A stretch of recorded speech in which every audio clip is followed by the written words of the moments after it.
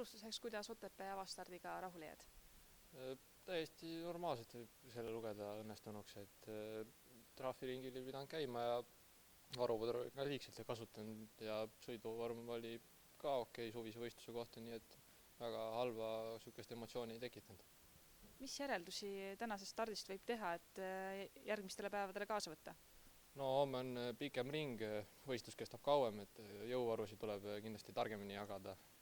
Võib-olla esimestel ringidel sõita rohkem tehnilise soorituse pealt, aga kindlasti viimased ringid tahavad homme tahtejõu peale, sest et suvisel võistlustel on ikka vorm natukene kehvem kui talvel. Seda tuleb kindlasti homme meeles pidada.